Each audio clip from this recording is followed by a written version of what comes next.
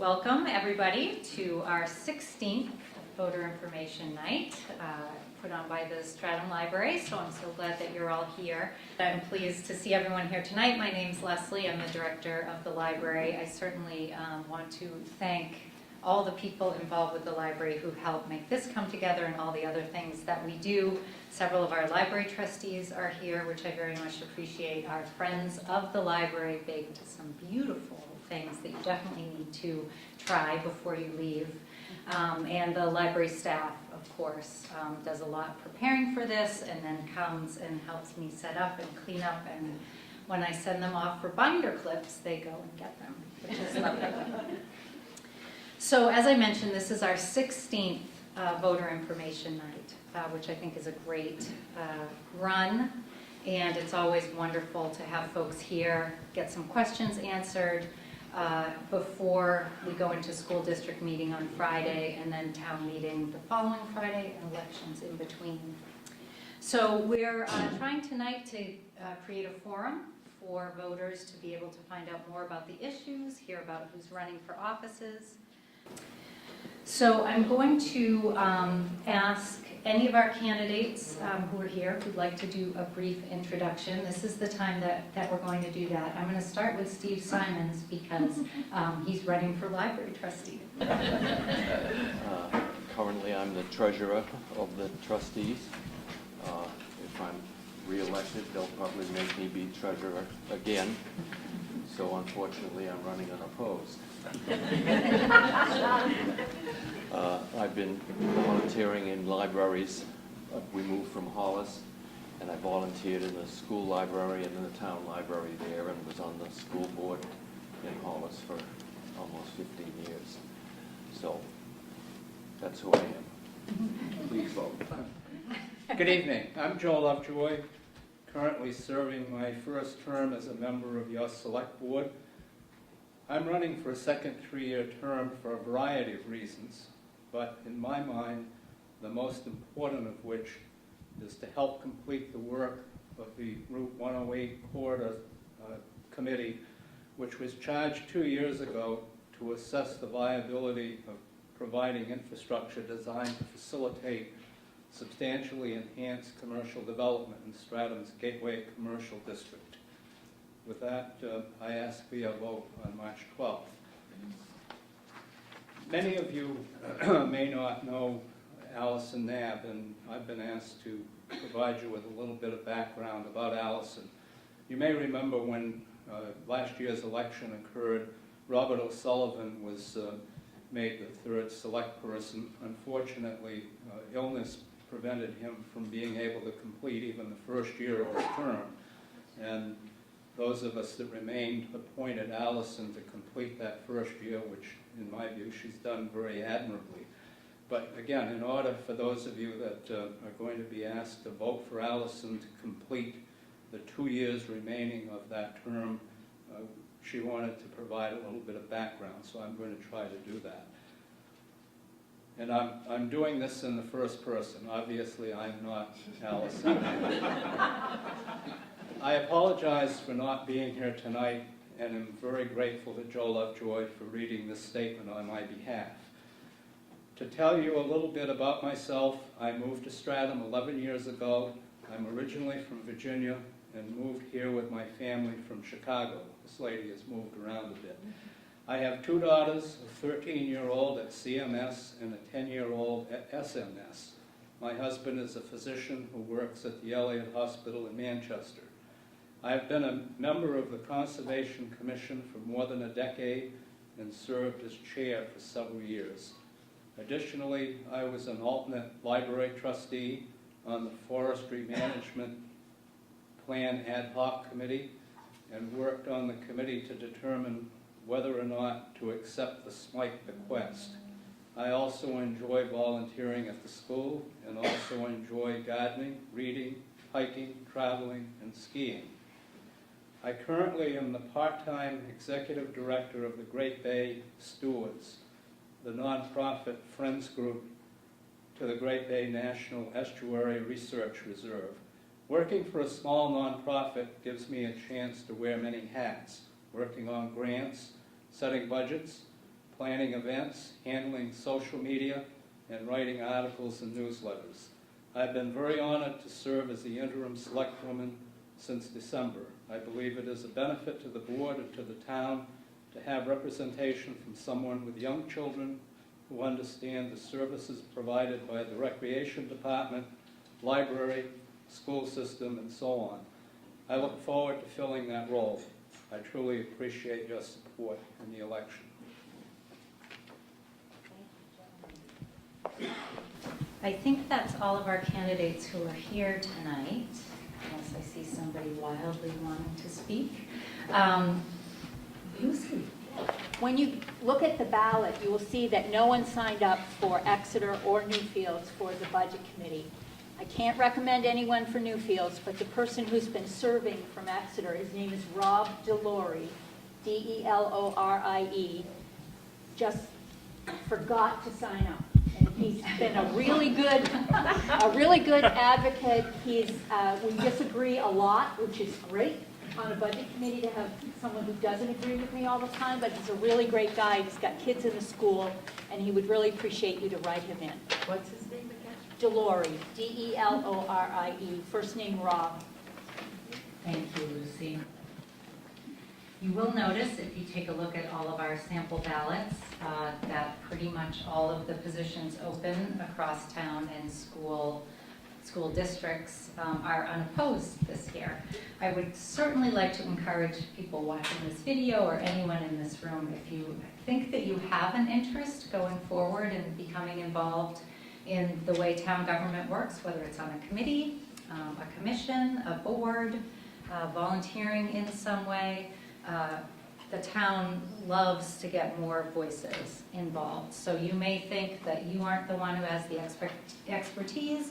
You may think that someone else is already doing it, but a conversation might help fill that in for you and give you some encouragement to get involved. So that would be terrific. And many, many thanks to the candidates who step up and who run and then who make the greatness of our community the greatness that it is. All right, so let's move to warrant articles. So we're going to walk through the town warrant as it exists in order, since that's how they will be discussed and presented on town meeting on the 15th. There are also some little yellow pieces of paper that have good links on the town website where you can also get more information. This tucks very neatly into your town report so that you can have it with you and be able to look at that at home to get some more information about those things. So we are going to walk through the warrant articles. It's important to know that for the town government, town meeting actually starts on election day. So that is the first session, the first meeting of town meeting. And that's where the ballot voting happens, and that's here a week from today on the 12th. And the polls are open from 8 o'clock in the morning to 8 o'clock in the evening, and it takes place right in this room. So the things that are going to be voted on at the ballot start on page 32 and then goes through page 41. So those are all things, those pages will be things that are going to be voted on the paper ballot on the 12th. Then you'll notice on the top of page 42, it says these following things will be voted on at town meeting. So that's a good way to keep those together. So Article 1 for the town is to elect candidates for the positions that are open. So that's an easy one. We just heard from the candidates. But now we're going to move on to the other ones that are voted on the ballot, which is Articles 2 through 9. Those are all going to be zoning amendments. And Tavis, who is our town planner, and knows all of this inside and out, thank goodness, is going to be speaking about these. Did anyone happen to read any of Articles 2 through 9? Do we want to start with questions, or would you just like me to start translating briefly through each of them? Start translating? Okay. Translate briefly.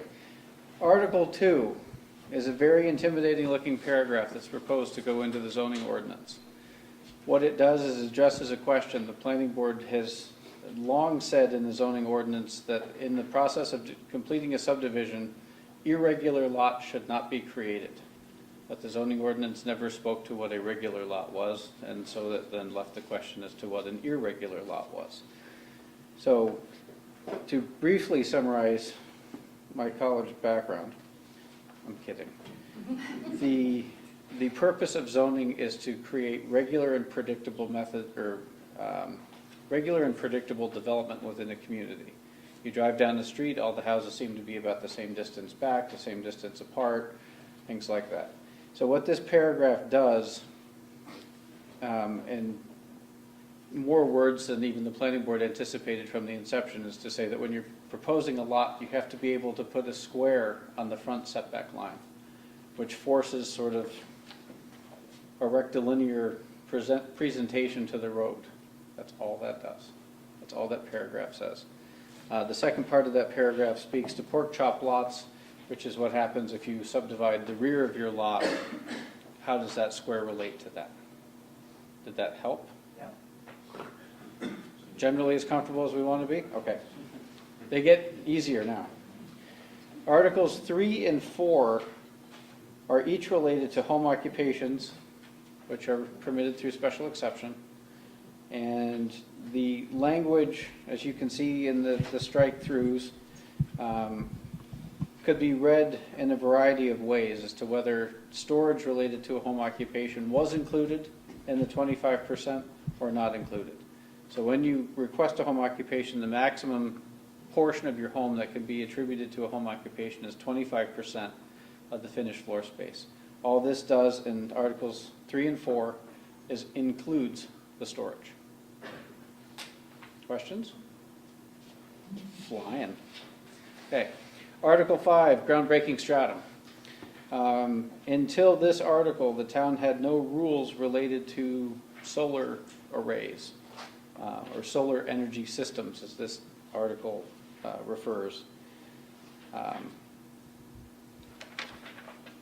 Brass tacks on page 35. Anyone can put a solar array on their roof in any zoning district without coming to the town, as long as you adhere to the rules. Everything else, all the underlined Cs, means that's a conditional use permit, which means that any applicant for a ground-mounted solar array needs to come before the planning board. See? Easy this year. Is there any limit to how big a solar plant we could have? Can you repeat the question? The question is there a limitation on the size of the solar array you can have? Well, for the roof mounted, you're limited to your roof area. Come on, you've got to find some humor in that. The others are called out specifically in the definitions. So one is a solar energy system medium scale that accounts for up to 40,000 square feet, so literally just shy of an acre of solar panel face. So it's not concerned about the amount of land it takes up, but the surface area of the panel. And then a large system, I'm sorry, large is more than 40,000 square feet, so there is no limit per se. But the regulations as you go through here definitely ramp up quite a bit when you move from medium to large. Going back to the table on 35, large scale is not allowed in the residential agricultural zone, which, you know, I could bring in the zoning map for you, but that's roughly 90% of the town would not be able. So most of the single family home areas could not have an acre of solar panel. More questions? The next article, Article 6, begins on page 39. It's adding essentially clarification to signs that are prohibited in the sign ordinance. What this really boils down to is you cannot park a vehicle to be a sign. So if you have rolling stock, you have a Verizon office, and you bring the fleet vehicles home, they can, to the place of business, as it says, they can park in the yard, that's not a violation. Your neighbor who may work for Verizon can drive home in a Verizon vehicle and park in the driveway. They cannot park across the front of the yard advertising Verizon.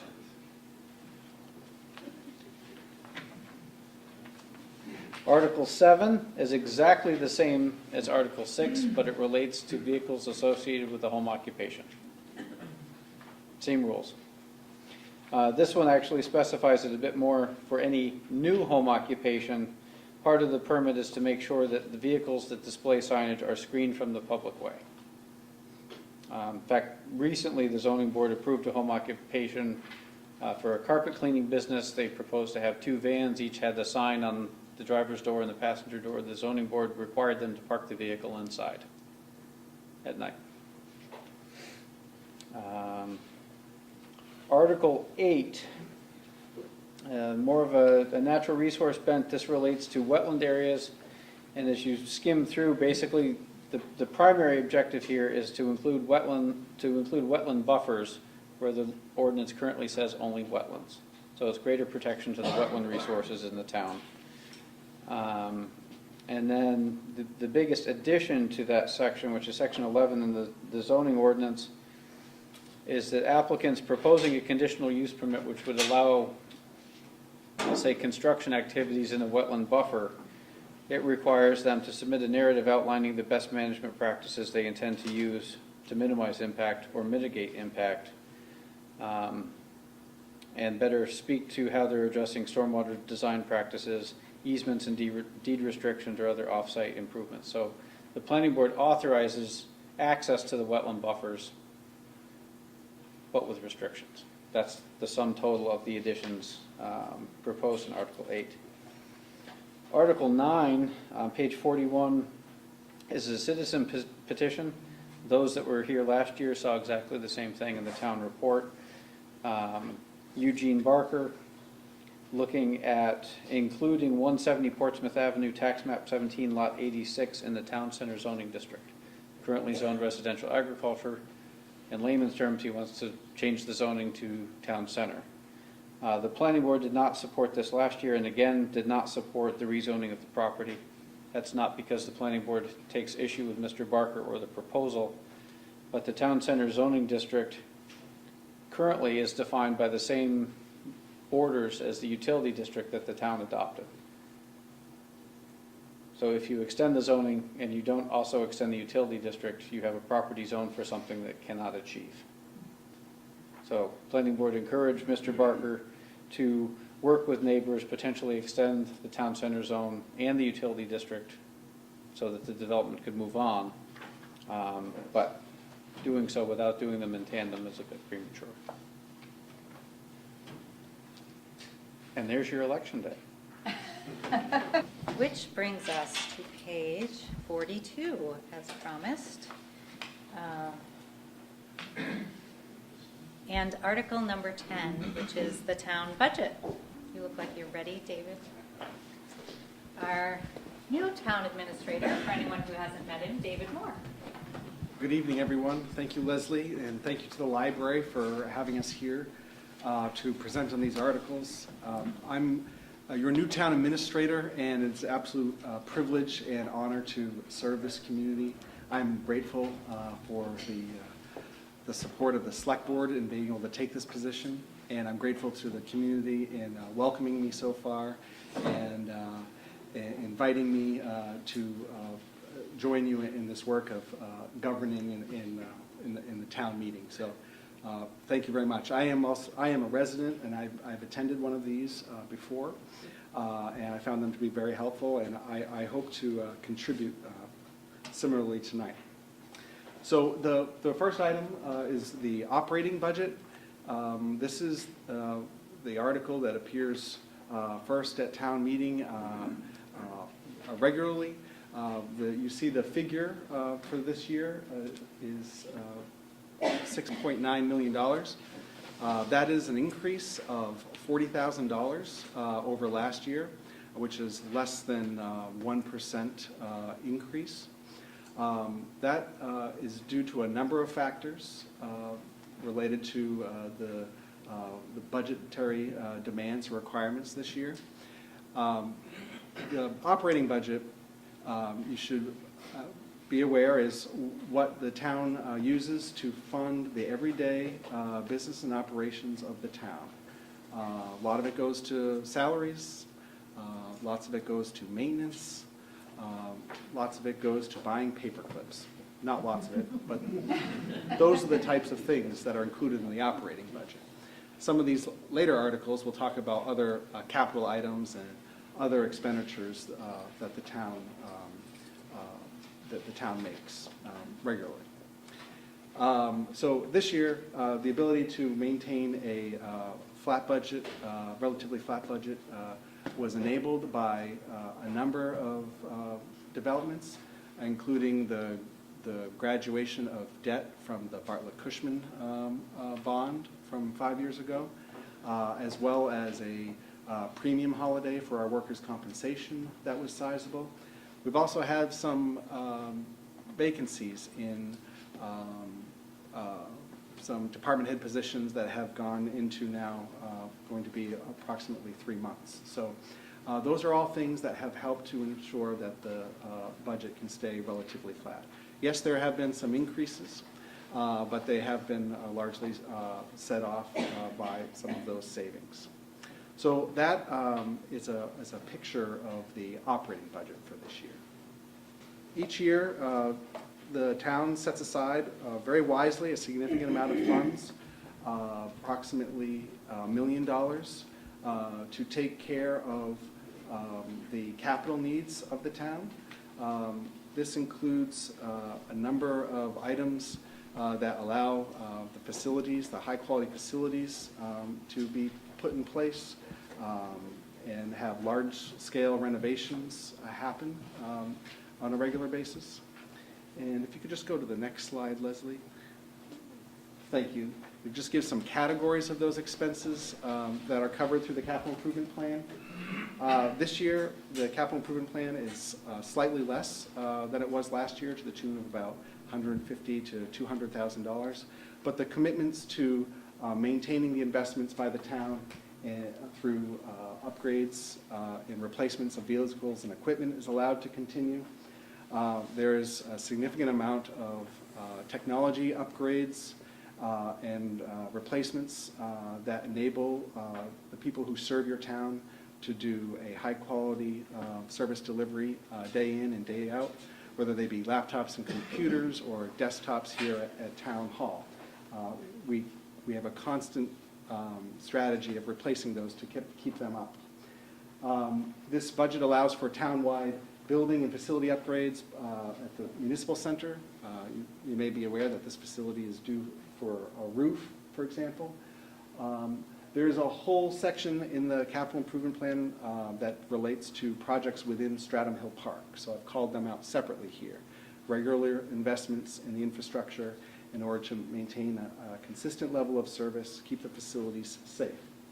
And then there's transportation improvements town-wide related to parking lots, road reconstruction. There's a significant amount of funds each year invested in roads and reconstruction in Stratham, and I think that pays off in a consistent level of service across the town in road conditions that come from good management practices that you've employed in the past and the town meeting support for the investments it takes to maintain those services. So that is a snapshot of your capital improvement plan. On Article 12,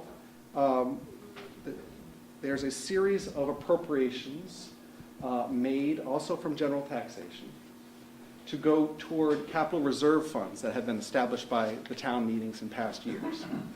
And these funds are intended to be, are really great financial policies for a town to have in place. They allow the town meeting to make appropriations into the funds, to plan for future expenses that are coming down, but to plan ahead by setting aside funds ahead of time in an ongoing basis. So this article does that in 5 different areas, including for land conservation, the capital reserve fund for the fire department, from which are funded many of the fire department equipment that we have here in town. Radio communications have their own capital reserve fund. There's a capital reserve fund for initiatives that fall under historic preservation. And there's another capital reserve fund related to highway equipment, for which you've traditionally set aside funds approximately around this level. For the fire department upcoming in 2022, there's a large purchase for a replacement engine that these funds are helping to prepare for. And there's also equipment purchases coming up in the next couple of years for heavy truck in the Public Works Department and other equipment. So large-scale items planned and budgeted for over time through the use of these capital reserve funds. And that's Article 12. The next is the Town Buildings and Grounds Maintenance Expendable Trust. This functions similarly to a capital reserve fund. This was established by your town meeting in order to have funds available to support improvements that need to be made to buildings and grounds, property of the town that may come up from time to time. You have approximately $125,000 in this fund right now. This fund can be used, once again, for projects that aren't planned for, or perhaps to fill a gap in a project that had something come up that was unexpected. So that's what those funds have traditionally been used for, and that's Article 13.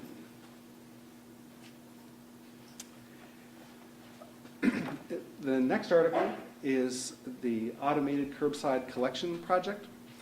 This is a $365,000 warrant article, again to be funded through general taxation.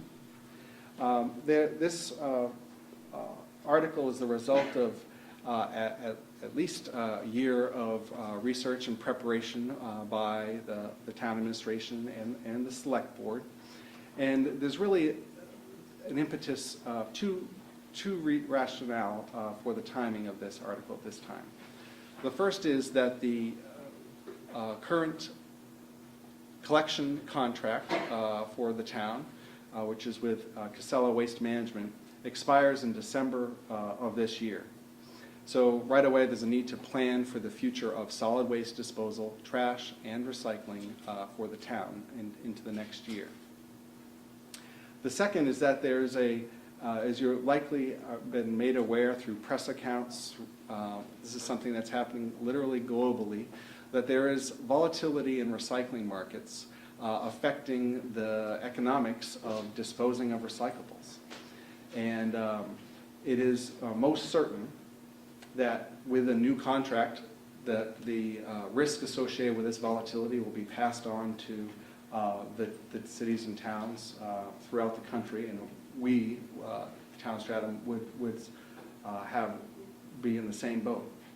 So the select board and the town administration, looking ahead, trying to plan to control costs into the future, researched a automated collection system that would have some upfront costs in capital, but would better position the town to keep collection costs low and reduce operating costs to the tune of about $65,000 to $75,000 a year for collection, in order to better position the town to absorb volatility in the markets associated with the disposal side of the municipal solid waste operation.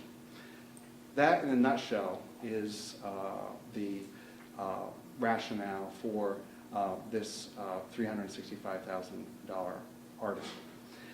The funds will be used to transition to the automated collection system. That includes the acquisition for each of our households of 2 96-gallon totes that would be able to be compliant with a collection vehicle that would be run by a collection vendor, and Essentially, what we're talking about here is the savings of labor and time with the ability to do automated collection using a vehicle that requires one driver to be able to pick up and dump the trash at curbside. In order to do that, there's an upfront cost to the town, and based on that projected savings that I shared with you earlier of $65,000 to $75,000, those are conservative estimates. The payback on this article would be approximately 5 years. Actually, it'll be even a little bit less thanks to the work of your previous town administrator and public works director who secured a grant for the town to help decrease some of the costs associated with the acquisition of the totes. That grant also allows the town to make investments in education toward recycling and trash generation in general. In addition to having the ability to have the new toters, the better containment with lids on the recyclables and the trash, we'll have the ability through those funds to educate people about the importance of recycling, the ways to recycle most effectively, and to better create awareness of what goes into the operation that we're talking about. So that will also be at no cost to the taxpayers, as the education piece will be funded by the town. We're also getting some funds to do a cleanup associated with coastal waterways as part of this grant, which is an added benefit. So we are really trying to think about this holistically beyond simply the collection and disposal of trash, but we have the opportunity here to do some education with a new system, encourage people to be wise about what they dispose of, and improve the quality of the recycled material, which is what is driving some of the volatility in the recycling markets. So that's Article 14, and we look forward to carrying them out with you. Question on that, Sure. how heavy would the barrel be for an old man like me to carry down the driveway? Well, in about 10 minutes, or whenever we're done here, I'll be happy to get inside that 96-gallon container, which is we have right here, and we can test that out. That won't be on video. That'll be on. So your point is taken. That this is going to be a change for the town, and there are many questions that residents have had. There's frankly been a lot of excitement and understanding about the need to do this in order to position the town into the future. But of course, with any change in our lives, it comes with some consternation and some doubts and some fears, and we understand that, and which is why the administration last year in December did 2 outreach sessions to discuss these things. That's why we've developed there's a 5-page frequently asked questions in the back of the room associated with this program and the transition. So I would encourage and ask that you take those, share those. There was a link to that document provided in the newsletter that went out today to the residents. And if you're not on that newsletter, I encourage you to sign up, which you can do by visiting the website. So that's all to say that there are a number of details associated with implementation that we are aware of and working on. And through the conversations, through the town meeting and tonight, you'll help us respond to those and understand the concern. There will be some growing pains and changes associated with implementing to the new system. Trash generated beyond that would fit in, for example, a 96-gallon container won't be able to be accepted at curbside because we'll no longer be able to accept bags next to trash cans and that sort of thing. So that's going to take some adjusting. But in order to accommodate those with larger trash needs, we're hoping to offer this additional service through the transfer station. It's important to note that this program is really, like with any endeavor, is reliant upon the citizens' cooperation. And this acquisition of these totes are not being made and then delivered to you as individuals, but to the properties, to service the property into the future. So, for example, when you move, you need to leave the tote there for the next person. And so that's an important thing that we're going to need to repeat so that we can have as smooth administration associated with this as possible. Okay, so we are, well, now I have to run this thing. Aha. Articles 15, 16, and 17. Were you going to talk about this, David, or? I was going to say, I can completely talk about buying an auto-load stretcher. So anyone who wants to hear me talk about that, I'd be happy to. But I think David is more qualified. I don't know about that, but I do know that our chief, Matt Larrabee, will be at town meeting to speak to these in more detail. We have 15, 16, and 17 are all articles which appropriate funds from one of our special revenue funds. It's the Emergency Medical Services Special Revenue Fund. Each time an insurance is billed or revenue is generated associated with ambulance service of our volunteer fire department, those funds are passed through this fund and collected over time. There's approximately $190,000 in this fund right now. Each year, there's typically an expenditure requested out of the funds. Article 15 are what I would describe as the expenditure requests that are directly related to the ambulance service itself. So this includes training for the ambulance. There's also a contract with ALS, Advanced Life Support, run out of Exeter Hospital. This fund is used to make payments to ALS because of a peculiarity in the law. Only the transporting agency can do the billing of the insurances, etc. So this is just an accounting fix that allows us to make those payments out of that fund to the Advanced Life Support folks. Then this auto-load stretcher is a device that is used in concert with the ambulance in order to prevent heavy loads on the staff of the fire department. So it's a piece of equipment associated with the ambulance that assists in loss prevention and assisting the people needing services. 16 and 17 are both articles associated with purchases of vehicles. 16 is for $42,000, 17 is for $55,000. These were requested by the fire department, again, for funds in the special revenue fund.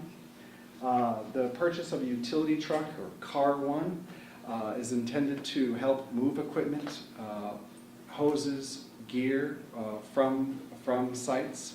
It's also intended to be used to transport staff to training.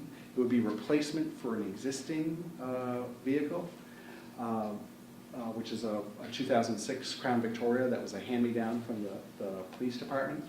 So this would be a truck that would also allow the department to tow its trailers and associated equipment on trailers. So that's requested by the fire department in Article 16. 17 is the purchase of a command vehicle. This is a vehicle that allows for a command center on site. It has various communications ability, including additional frequencies and equipment in order to promote enhanced communication in the event of a large-scale occurrence.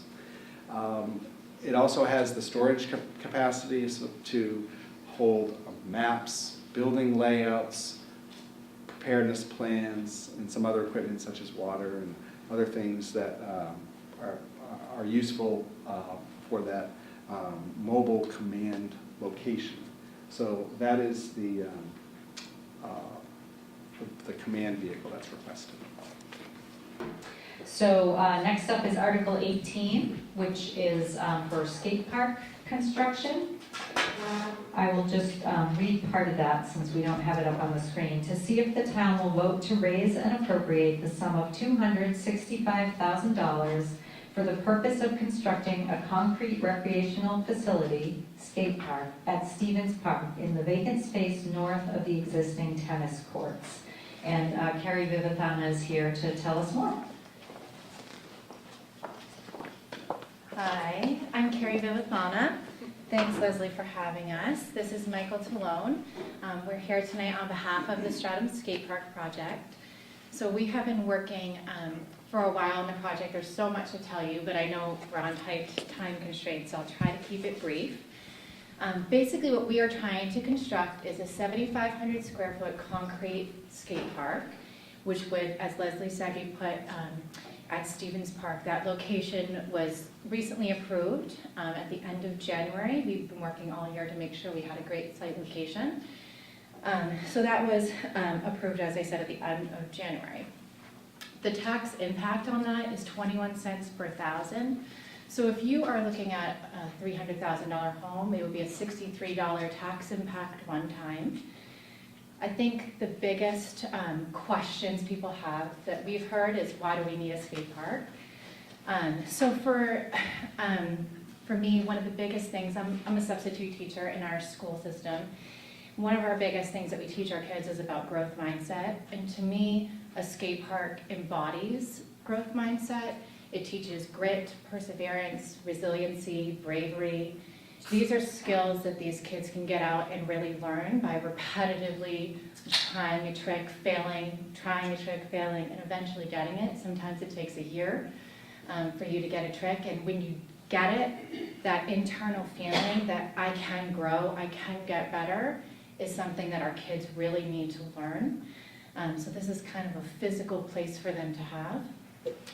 Other reasons are physical health. So in our state, we have a 24% rate of obesity in our children.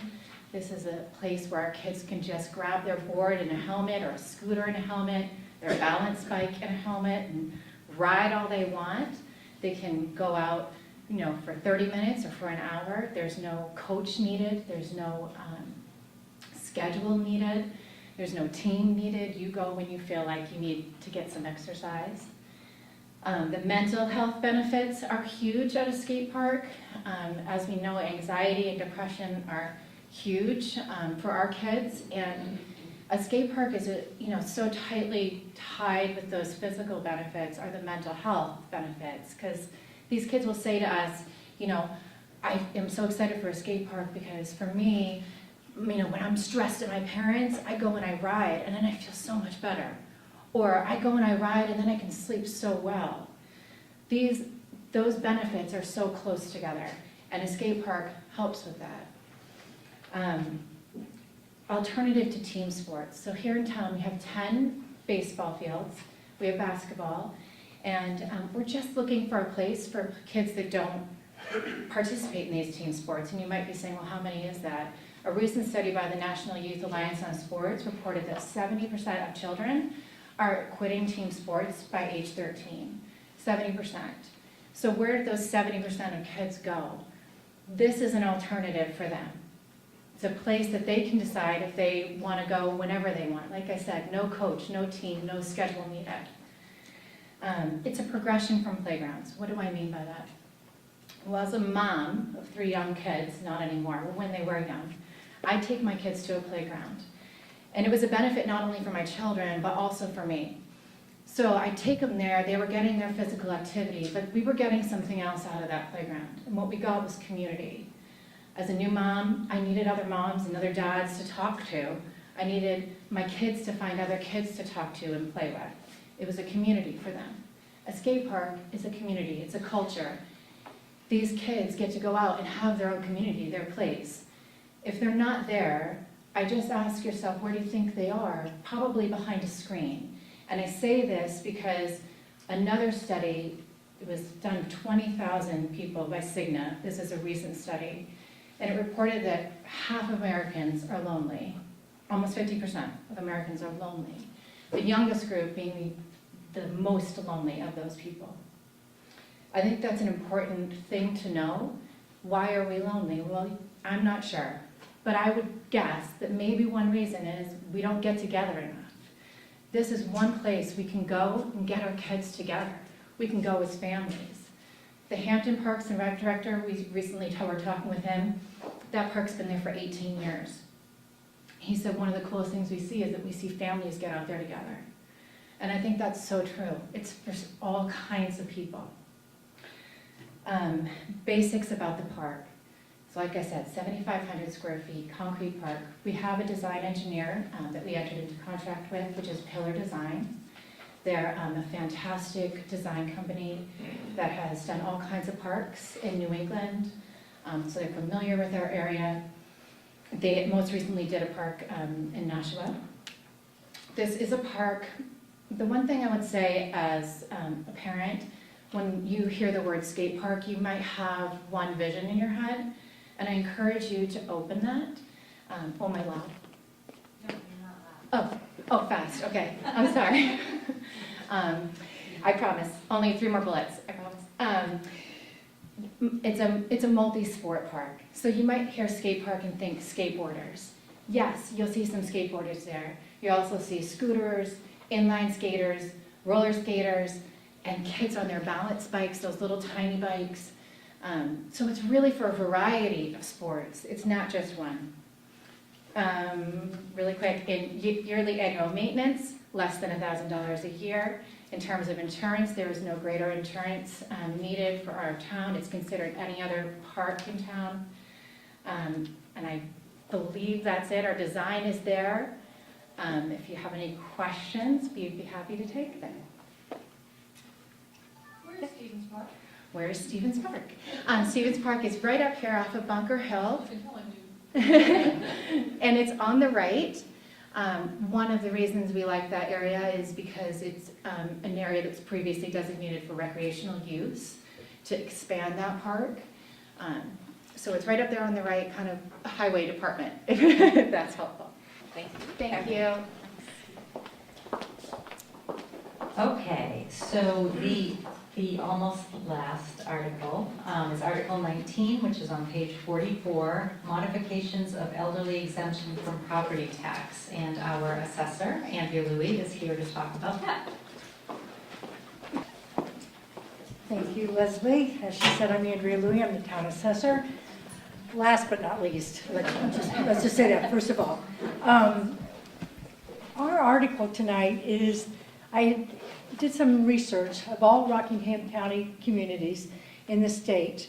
And when I did that, the purpose was to see where our elderly exemption was within the means of the different communities. And what I found out was that after doing the research, we were very low compared to other communities in the state. And the purpose of the elderly exemption, of course, is to make sure that our elderly that have financial limitations are able to stay in their homes.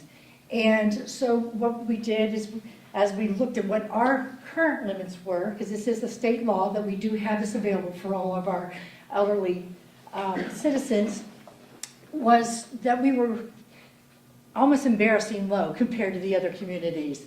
And what I did is, because we were in this year, so everyone knows, this is a revaluation year. And as we all know, the market has been going up the last few years. Every 5 years we do this. The market has gone up.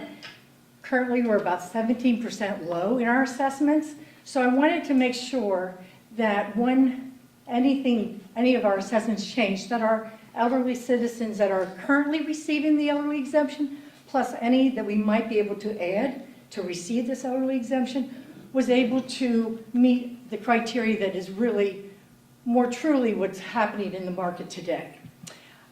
So what I had asked the board is would they consider supporting this article to increase our elderly exemption? Our current income limits for single is $36,000 a year, and for a married couple, it's $60,000. That seemed to be okay. That was in line. However, our asset limits were at $75,000. So when we talk about asset limits, we're talking about if you have any CDs or savings account or IRAs or anything like that, we were only at $75,000. Well, as we know, $75,000 today, if you have that as a savings account, that's gone in no time if your septic goes and your well goes or your furnace goes. So $75,000 was actually on the low side.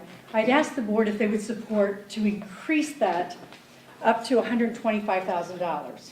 So your assets could then be $125,000, which is a little bit more reasonable to have that as a savings and be able to, not throw you out of the criteria that currently exists. Because a lot of times that's what we were finding. They met the income level, but they didn't meet the asset level. So the board, after we looked at the different analysis, they agreed that they thought that that was a reasonable a number to come up in our asset level. However, the other thing that occurs is as time goes on, our assessments increase. It's been 14 years since we've changed this. So the values of homes 14 years ago are a lot different than they are today. So when you're, excuse me, I don't even know why I'm all upset, we're nervous about this. This is just my everyday talk. I mean, I know this stuff. So this is silly. So what I asked the board to do is we currently, if you are 65 to 74 years old, you would get $60,000 off the assessment that you would not be taxed on. If you're 75 to 80, you would get $80,000 off your assessment that you would be taxed on. And if you're 80 plus, it'd be $100,000. What I found, again, was we were very low, because if you think about an assessment of a piece of property and paying taxes on, the different levels, when you're looking at the 60 to 65, I asked the board if they would increase it to $100,000. That's a $40,000 increase. In 14 years, our assessments have gone up at least that, so I think it's reasonable to ask for that. Anyone that's going to be 75 to 79, we'd increase it to $120,000, and from 80 plus, $140,000 off your assessment that they would not be taxed on. So that's why we brought this to the board. The board felt that there was something that they should support. They felt that it was reasonable, and it was something that, in order to allow our citizens to remain in their homes and to not have an increase in their taxes, this was going to help make that available to them. Because, if you're like in my position, I hear a lot of people say, at some point I'm going to be taxed out of my home. And that's not what we want. We want everyone to stay here. And that's why I asked that not only the Board of Selectmen support it, but the town support it as well. All right, so I'm going to just take this moment to remind everybody we're having a revaluation this year. I did do a presentation. 9 people showed up, but I had goodie bags. You all missed it. But thanks for coming out tonight, and please support this article. It's really important to our citizens. Thank you. You're welcome. Of course, now everybody who comes to voter night is going to want goodie bags, but thank you. We do have cookies. The last official or known article that'll come up at town meeting is Article 20, which is the changing of polling hours. And our town clerk wonderfully gave me some information about that. That's Joyce Charbonneau, she's our town clerk, and she sent along this information. The voters at town meeting will be deciding if this question can go on the next state ballot, which is November 10th, 2020. If this question passes on November 10th, 2020, the new polling hours would be effective for town elections in 2021 and state elections in 2022. It's important to note that the voters at this town meeting are not deciding to change the hours at town meeting. They're only deciding if this question can go on the next state ballot. Joyce thought that she would bring this question to the voters, as she has had requests over the years to change the hours. There seem to be long waits in the morning starting at 7 a.m., and we have very few people coming in during the last hour of voting. There'll be more information at town meeting, and Joyce will be there to answer questions, and you can also find her here at the town clerk's office during their regular hours. So that's everything that's on the town warrant that will be taken care of at town meeting on March 15th, 7 o'clock, Stratham Memorial School. Certainly hope to see you there, and please invite your friends and neighbors and tell them it's a great time, because it really is. So those are those things. It doesn't change the fact that we have items on the ballot, which we already talked about for the town. We also, there are items, elections, candidate elections for Stratham Memorial School that will be on that ballot. And the cooperative school district runs under an SB2 form of government. So all the warrant articles and things that have to do with the cooperative school district will be voted on at Election Day, March 12th, Tuesday, March 12th, 8 to 8, because none of that stuff has changed yet until we get past town meeting. So we certainly want to talk about, we invited Lucy Cushman to come and speak to Article 1, which will be on the ballot, the cooperative school district ballot, about addition and renovation for cooperative middle school. My name is Lucy Cushman. I have with me tonight Travis Thompson, who is vice chair of the board, and he's one of the reps from Stratham. Bill Perkins, my co-chair, he's the assistant principal at Cooperative Middle School. And Rachel Jefferson, there's a poster for you too, up here. She's been the other rep on the renewal committee from Stratham with me. We're last, but we're $17.8 million, so hope we'll try to be as brief as possible. Last year, after the bond failed for the second time, the school board asked us to prioritize our needs. Last year, we asked for $23 million. We need 60% of all the people in all 6 towns to vote yes. So if 1,000 people vote, we need 601 of them to say yes. So when you add all the voters, potential voters in all of the 6 towns of the cooperative, we're asking for a lot. It's a hard thing to get, but we're really hopeful that we've come up with a really good plan. And a lot of it is due to this man right here, Bill Perkins, who has worked wonders. So what we are proposing are the 10 classrooms that we've needed since the school opened. We are going for a renovated cafeteria and adding a new kitchen wing. So this is our cafeteria now and kitchen, and we're going to move the kitchen out here, and this will all be cafeteria, which will mean we can have less lunch periods at the school. And that will mean that instead of lunch running the school schedule, the curriculum may actually run the school day. Wouldn't that be wonderful? We are also adding a multi-purpose room.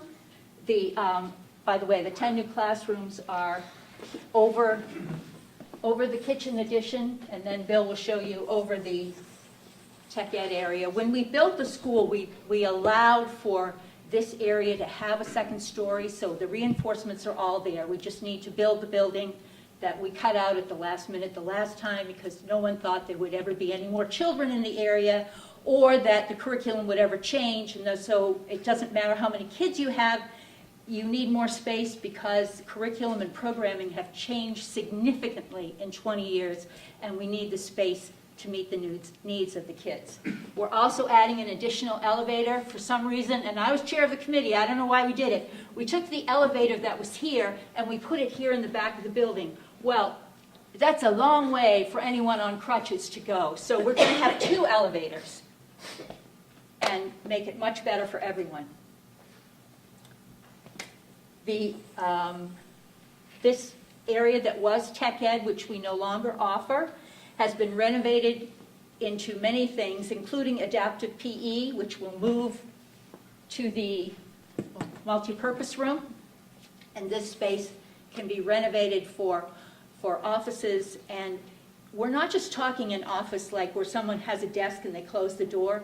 This is an office for like a counselor or someone who's doing small group instruction, a place where they need to be able to go in and shut the door and deal with children and their parents. Schools are responsible for so much more than when I went to this school, which wasn't even, this was just the playground, but schools have changed a lot, and they offer so much more than they did, and we really, really need the space to do it. It's $17.8 million.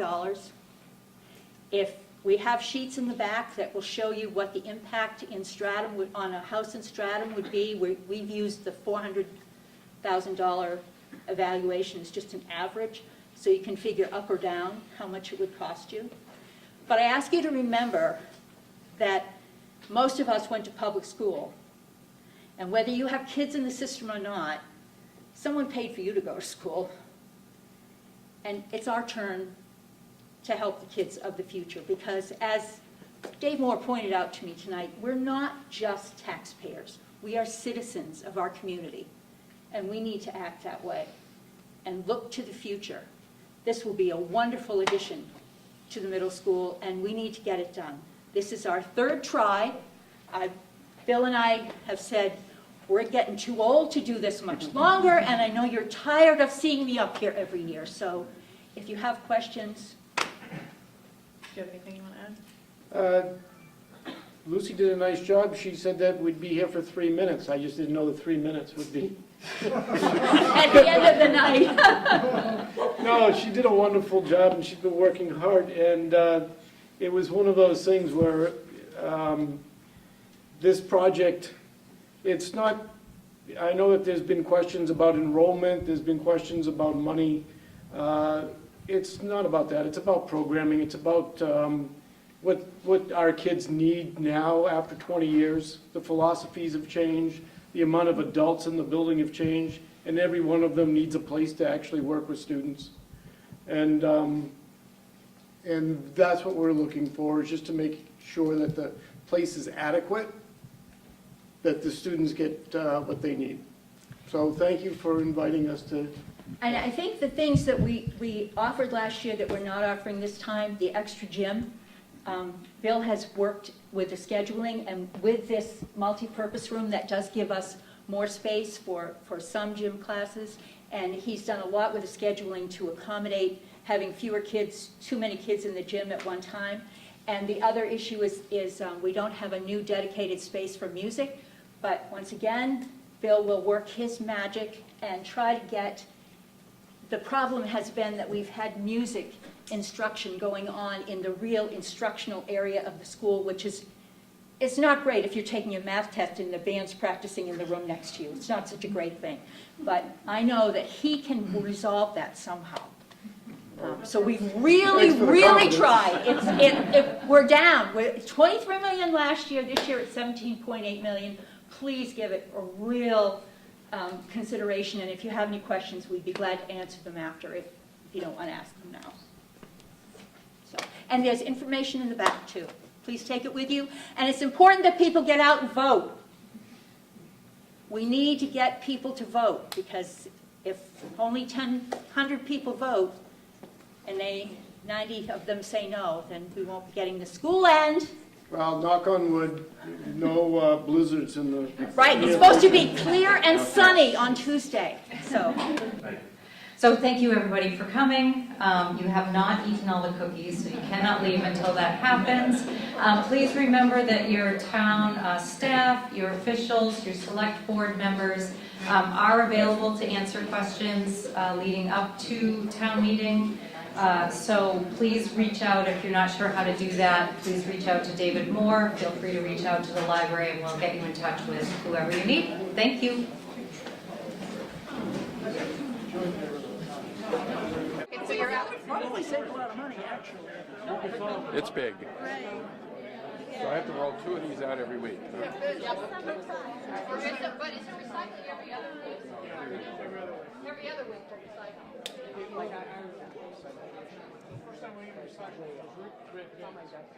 Right. Exactly. But it was like, we'll fit in. I will.